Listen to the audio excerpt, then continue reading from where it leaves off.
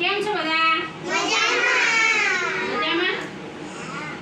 આ થાળીમાં શું છે? કંઈક તો દેખાતું હશે ને? ચોખા. પછી બીજું શું છે? દાળ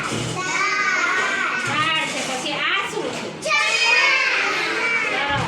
પછી આ શું છે?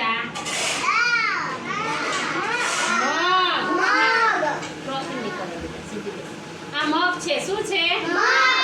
જો હવે હું તમને કહું, આજે આપણે જે આ થાળી કરી છે પછી જઈએ આપણે આટલું ભણી નહીં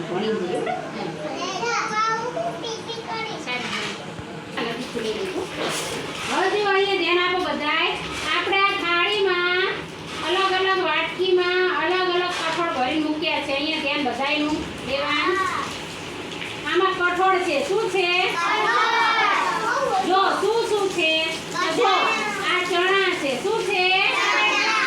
જયવી અહીંયા ધ્યાન. આ ચણા છે. શું છે? સરસ. ચલો આ શું છે?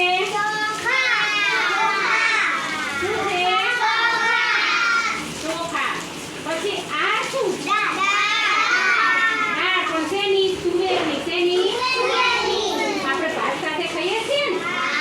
આપણે દર બુધવારે દાળ ભાત બનાવે છે.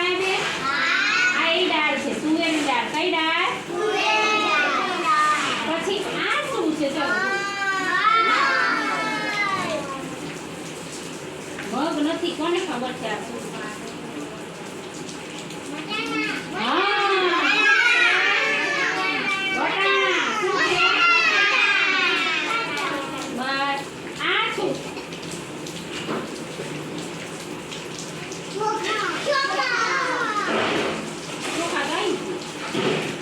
મમ્મી આની રોટલી બનાવે.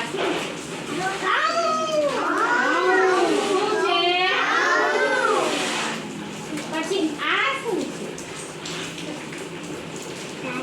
ના, આ દાળ ભતી દાળ નહીં. આ રે જો દાળ ભતી દાળ. આ રે તુવેરની દાળ. આ રે ને એ ચણાની દાળ છે. આ જે ચણા છે ને, આ ચણા છે ને એમાંથી આને ભાગીએ ને એટલે આવી દાળ બને. બે કરતા સારા. શેની દાળ કહેવાય આને? ચણાની દાળ. બરોબર. આ શું છે?